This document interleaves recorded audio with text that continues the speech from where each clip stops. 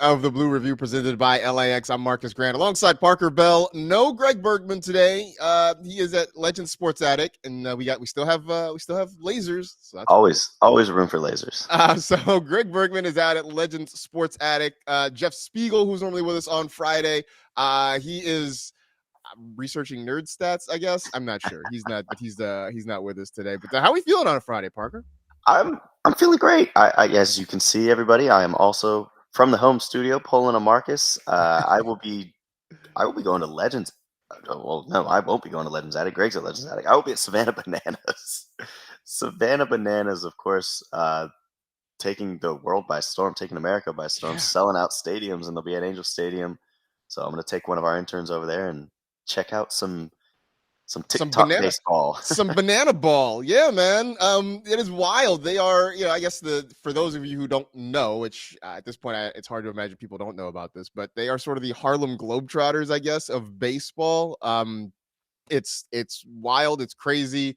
Lots of dancing, lots of things that are worthy of TikTok and social media, but they are a big, big deal. In fact, to the point that I walked into like a sporting goods store just randomly like in El Segundo, and they were selling Bananas jerseys. So like, yeah, exactly. I did not know.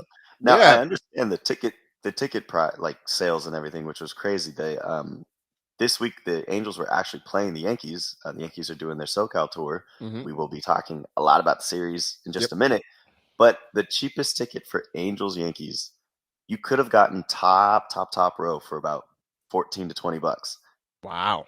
But Savannah Bananas, the cheapest ticket is $144. That was like 3 days ago. Wow. So basically what you're telling me is that the cheapest tickets for Savannah Bananas is about the same as the cheapest ticket for Dodgers Yankees. Because Precisely. I looked into that a week or two ago and was like, I guess I'll just be watching these games on television. Right. So we will talk about that. Before we get into that, though, let's give a shout out to the folks at LAX, as we always do. They are transforming the travel experience, saving guests time. For more information, you can go to flylax.com/transforminglax. So obviously, this is the weekend. The New York Yankees come to town. A rematch of the World Series, which, of course, the Dodgers, we know, won in 5 games last year, capping it with a comeback from a 5-0 deficit. I would think there are going to be multiple people holding up, 5-0 signs or something like that in the stadium coming up this weekend. But Parker, I mean, these are two teams that right now are sort of going in, I don't say opposite directions. I mean, the Dodgers are still in first place in the NL West, but it does seem like they are scuffling quite a bit more than the Yankees are right now. Yeah, I mean, it's all about health, correct? And Dodgers, of course, are dealing with the most IL stints when it comes to pitching, and any team on the league. And it's baffling. It's funny. It's all of the adjectives I could think of. While the Yankees are just doing exactly what they're doing, Fried is having a Cy Young level season, but on the other end, so is Ohtani. So the star names that we remember from that World Series, obviously the Yankees had some turnover, and there's a little different roster over there without Soto and a few other names. But while the Dodgers are dealing with injuries, you're seeing 2 first place teams battling it out. I think we're in for an exciting series. I mean, Judge, Ohtani, they're doing exactly what they did last year. It's all that it's all the media is talking about is those 2 guys yet again. Marcus, I mean, what are you seeing out of Judge and is he still hovering around 400? I lost his stat. I just had it up. He's way down to 391. So obviously Aaron Judge is just a bum now. So he's phenomenal. What he is doing is insane. I mean, to not only have the power numbers that he has, the 18 home runs, 47 runs, 47 runs batted in, but to have it with that average, the 391 average at this point is just crazy. And to the point that teams are scared to pitch him. I think during the Angels series, early in the games, Ron Washington was just put him on. Just first 2 innings, like we're not gonna take the chance. We're just gonna put him on, and we're gonna deal with the guys behind him. I caught a little bit. Don't ask me why, but I turned on for a little bit of Uh, Mariners and Nationals last night. I was just flipping channels and nothing else was on. So, but Eric Karros, and I don't know who the play-by-play guy was, but we're talking about what a phenomenal season Judge has had, and really the closest thing they could compare it to was the height of Barry Bonds, right? Where every time Barry came to the plate, teams would just walk him. Um, yeah, Barry got walked with the bases loaded. I don't think Judge has done that yet, but they walked Barry Bonds with the bases loaded, and it just felt like during that stretch, every time Barry saw a pitch to hit, it was leaving the ballpark, right? I mean, he might in a week get 3 or 4 good pitches to hit, and at least 2 or 3 of them would end up over the fence. I don't know if this is quite that, but it's pretty impressive. And to your point, I mean, this is a star-studded series with Judge and Ohtani as the headliners. But Parker, I was looking at this too. The Yankees have Paul Goldschmidt, who has forever been a Dodger killer. And they're bringing back old pal Cody Bellinger. So there's going to be some real familiar faces at Dodger Stadium this weekend. Yeah, it's interesting. See, just adding fuel to the fire. And they were talking about just the series and previewing it on Travis and DeMarco. Of course, they will be at Legends Attic today, so stay tuned for that.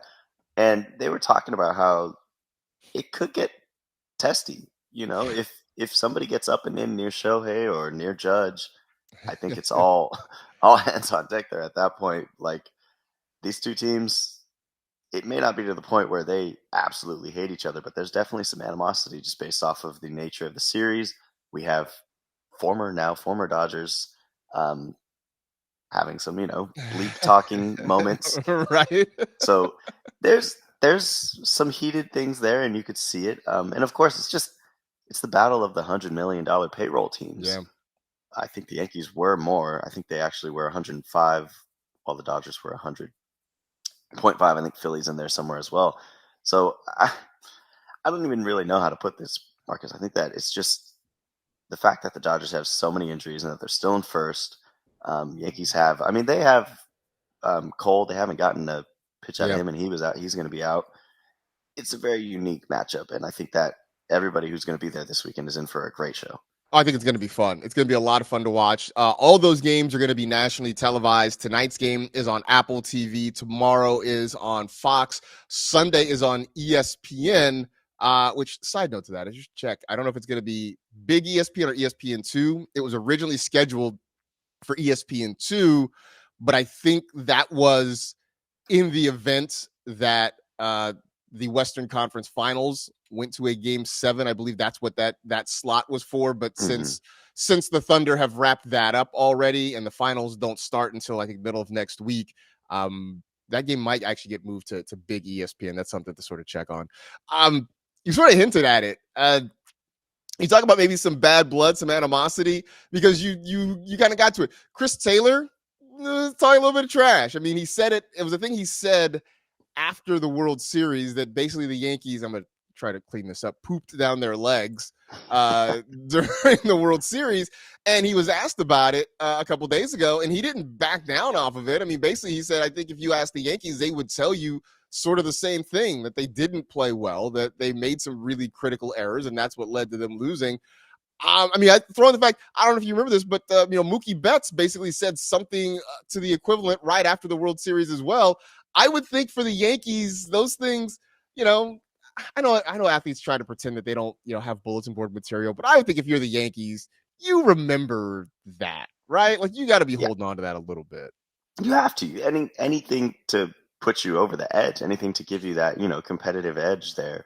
And I know that Judge isn't necessarily that kind of guy. If you look in the past and you look at his just persona, he's not really the one to be an edgy type of player, but that there are dudes in that locker room who are like, hey, Mookie said he's kind of knew that we were gonna muff it up, and right, are we gonna let that slide?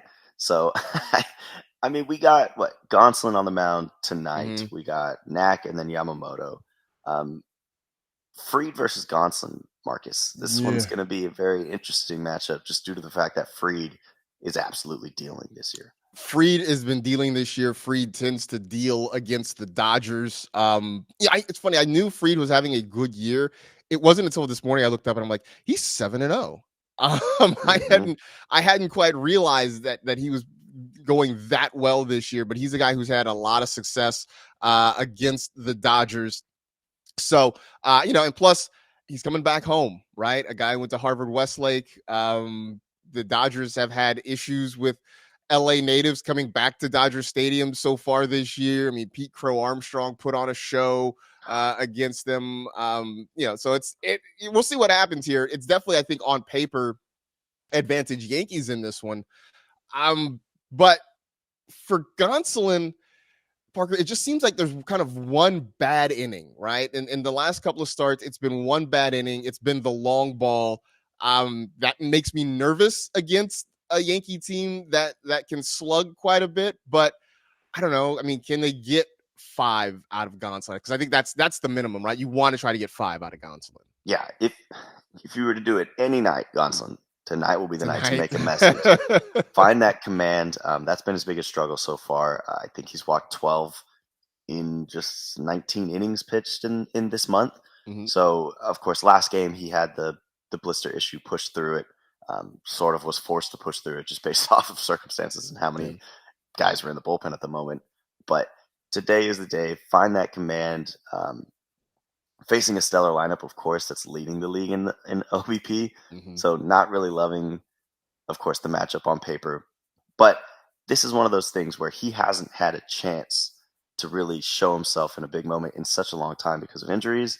And he can prove to the Dodgers, hey, look, if I were there, if I were healthy during that World Series, I would have shut down this lineup. And I think that he's the kind of guy to really get that, use that as an edge. I think he's kind of more of like a leader in that role. Like he'll lead by example, Gonsolin, big cat man. So I think it's going to be a pitching duel to start. They're going to pitch around Judge. Yeah. They're going to pitch around Goldschmidt probably because they know what he does against the Dodgers. But I think, Gonsolin, I can see getting 5 out of him. I mean, that would be great. I think you just want to make sure he gets through 5. I mean, that's sort of been, I think ideally you would love that more, but for Dodger starting pitching, getting through 5 is kind of the minimum right now. We saw Kershaw get through 5 the other day against Cleveland, even though things went bad kind of in the back end there. You can get 5 or 6 out of Dustin May. You can get 6 maybe or even more out of Yamamoto. So if Gonsolin can kind of keep that rolling, I think that helps a little bit, which, by the way, the Dodgers, in case you don't know, made a move for a relief pitcher, Alexis Diaz, formerly of the Cincinnati Reds, comes over. He was traded for a prospect, a pitcher, Matt Villani, who was drafted in the 13th round, I believe, last year. A Long Beach State guy who's pitching right now in low A ball. So Diaz, a guy who had a great rookie year. Last couple of years, not so great, was demoted to AAA. I thought it was funny last night, Parker, in our group chat where Greg asked Jeff Spiegel if he had any nerd stats on Alexis Diaz, and Jeff's nerd stats were basically, he has been very bad for the last couple of years. Mm-hmm. So I think this is the Dodgers taking a low-risk chance on a guy, hoping they can fix him and get a few good innings out of him before some of the other arms come back. But I don't know that I have high hopes for Alexis Diaz to ride in and save the day from the bullpen. Yeah. Brother of course, Edwin Diaz, very high known Edwin Diaz, of course, the trumpet entrance. But lost lost his closer's job this season due to, I think it was a hamstring injury, sidelined him at the start. And when he was down there in AAA, he was really, really not looking good. So it's a reclamation project. We know that some prior pixie dust has worked before, and we could get maybe that all-star form. I mean, you mentioned great rookie season. I think he had a 1.84 ERA as a rookie, 37 saves in his all-star season in 23. So he has faded over the last 2 seasons. But if any team's going to grab a guy off the streets and turn them back into maybe what they once were, get some magic in them for at least a small, short time, it's going to be the Dodgers. And whether that means he's going to get hurt again next year or not, who knows? But he could help them on a longer run as we move forward on. Of course, we're not going to see him this series or maybe anytime soon. But Alexis Diaz, it's just good to know that the Dodgers are making moves and they're accepting the fact that we're not going to get Phillips for a long time. He You got designated to the 60 to make room for this move. There's going to be a lot of issues with that bullpen and IL stints, and maybe that shows a lack of confidence in guys like Kopech, who'll be coming back soon. Yeah, I mean, Kopech will be back soon. I think that's going to be a big help for sure, but I do think it speaks to their level of concern about, like Evan Phillips, you mentioned, going to the 60-day DL. So he's not eligible until July 6th, I think I saw at the earliest. Mm-hmm. And that's if everything is right and the rehab goes along well, right? But also at the same time, they're not expecting Blake Trinan back anytime soon. Brusdar Gratterall is not expected to be back anytime soon. And that's just on the relief side. We're still waiting for news on Tyler Glasnow and Blake Snell. We're kind of in a holding pattern, waiting for some of these guys to come back. And so that's going to be sort of the issue there. Can this team hold on? I think it was a week or two ago, Bill Plaschke was looking at this run that the Dodgers are on, this run on the schedule with all these teams above 500, and his suggestion was that by the time it's over, the Dodgers will be out of playoff contention and will have That's to right. fight their way back in. And I was kind of like, I don't think so. I think it's going to be okay. I'm still optimistic about it, but Parker, it's hard when they just don't have arms. I mean, it's hard when you're counting on Luis Garcia and Lou Trevino to try and hold games for you, and then you've got Tanner Scott on the back end of the bullpen, who's 3 blown saves in his last 5 outings. It's I have no animosity toward Bill Plaschke. I just want him. I just want him to be wrong on this. That's all. Yeah, no, we all do. We all do. They don't necessarily get a breather until you can look at that Washington series, but at the same time, Washington played the Dodgers well earlier, and they're a feisty young team. Colorado, of course, at the end of June will be when you can finally breathe, but you got to face those Cardinals where all that talk about Arenado and could he be the one the Dodgers go after? All of the fans, all the people in the chat want him. Then you got to go on and get the Padres, Giants, divisional rivals, back to back to back. I don't want him to be right, but it is going to be an insanely tough stretch. And I don't want to say this will make or break the season. It will not. Right. But if you get through this stretch with all these IL stints and the bullpen performing as it is with a winning record and you're still hovering around first, even if the Padres take the lead, it'll only be a game or, game and a half at most. I think that's a success. And you're not going to be out of playoff contention. You will be still the Dodgers, and you'll still probably reach 95 to 100 wins. Yeah, and I think that's the thing, right? I mean, you sort of look at what it is right now, especially the NL West is sort of bunched up at the top, where you've got the Dodgers, the Padres, and the Giants all within shouting distance of each other. It looks like the Diamondbacks are starting to fade. And meanwhile, Rockies watch, it's May 30th, and the Rockies have 9 wins. They have not earned their 10th win yet on May 30th. So I think you can safely say that they're not a threat to anybody, but I think for the Dodgers it's just sort of staying afloat for the next few weeks, getting through this rough part of the schedule, and then seeing where you are, as you mentioned, kind of at the end of June. Things get a little bit lighter in July. They do have a pretty favorable schedule in August, so I think that's sort of the thing. You look at August. Even into September might be kind of tough, but I think August is a chance, depending on how things go over the next couple of weeks, to really make up some ground potentially, depending on how things go. But in the meantime, let's stay positive for the rest of this Stay weekend. positive. Stay positive.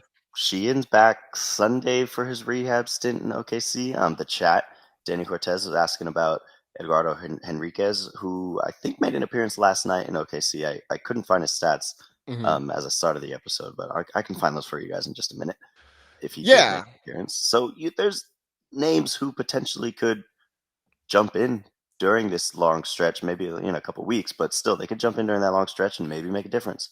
You might find some magic out of guys like Knack, who of course went for almost 100 pitches his last performance. Right.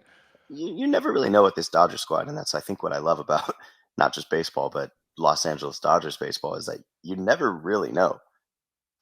You don't, and that's the thing. I mean, so we'll see what Gonsolin has tonight. Knack tomorrow. Knack's another one who it tends to be one bad inning. Maybe the long ball that has really hurt him this season. So if he can somehow battle through that, We'll see what he has to offer. And then, of course, we got Yamamoto going on Sunday, and we know that he has been excellent as the stopper. You know that he's a big game hunter, can come out in these really important spots and give you some of his best.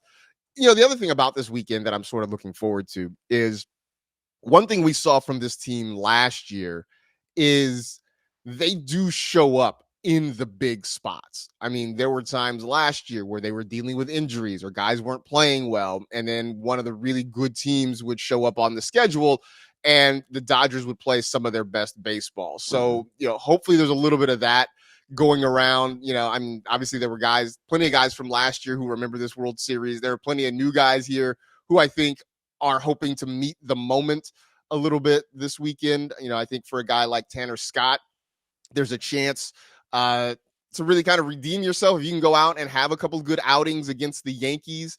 I think it sort of eases the pain of what has been a really rough week or two for him in that regard. So, there's a chance for everybody to kind of not just get healthy, but kind of boost the optimism of the spirits in the clubhouse, in the stands as well. Because look, Parker, it doesn't get any easier, because after this, then it's the Mets for 4 over next week. So it doesn't get any easier, once the Yankees leave town. No, I think that, and we've talked about him so much on this show, but I think that if you get a Shohei moment against this Dodgers squad, or Freddie reminds them of what he did to them in the World Series and just defeats their mentality, I mean, you can see this Dodgers team going on a run, because at times that's all it takes. Mookie, we could get him hot in this series. Of course, he hasn't had the hottest of starts to his offensive season, but he's been looking good as he's Mookie Betts, 5-tool player, and he's been looking good on both sides, but he hasn't looked great. So we might see a turnaround for Mookie. There are so many names who we've been focused so much on, the Muncies, the Confortos. There are so many names who have just been kind of lingering around, and we haven't talked about them much. Edman is struggling, but Edman was the NLCS MVP. Maybe he finds some magic, and then he reminds the Mets of who he is. It's to the point where the Dodgers, despite all the injuries, they fought through it. This is just how they've done it every single season. I mean, we showed the stats earlier in the Blue Review where they stand. Like, at this point in the year, they're always either 31-19 or 32-17. It's like, depending on where you are at, that's how they work. So excited for this series. And I mean, I know I keep hammering on that, but it's going to be a great time. I'm excited for Catman. I think that he's going to put up a good performance tonight. Yeah, it should be a lot of fun. We should check it out tonight. Of course, things get started at 7:10 Pacific time. A game you can find on Apple TV. It'll be Max Fried going against Tony Gonsolin. Side note, by the way, you were asking about Edgardo Hernandez. Just one appearance, 2/3 of an inning. He gave up a run, 1 hit, 2 walks. The ERA is 13.5, but again, 2/3 of an inning. So I don't know how much you really look into that. He's just getting some work in right now. First day back, That's it. That is it. Anyway, that'll do it for this week of the Blue Review. We appreciate you as always. I'm checking the community leaderboard, by the way. And Ruben Flores on top, Roy Estrada at number 2, JF699 is at number 3. Hooray! We're still not sure what this means, but congrats to everybody who's atop the leaderboard. We don't know what we're doing, guys. We have no idea what we're doing with this. This is like a new thing that YouTube just threw up there, and we're still trying to figure it all out. But in the meantime, stick around. Travis and DeMarco live from Legends Attic. They're coming up next. Should be a lot of fun. A lot of baseball talk, a lot of Dodger talk, a lot of memorabilia talk as well. Speaking of the World Series, that Freddie home run ball. That's right.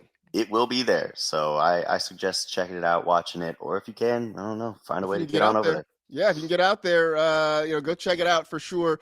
In the meantime, thanks to LAX, thanks to Reese back in the studio for putting this together for us as well. This is it. This is the Blue Review presented by LAX, Friday edition for Parker Bell and Marcus Grant. Enjoy the weekend. Should be a whole lot of fun from Dodger Stadium. We will talk to you on Monday. See you. See you.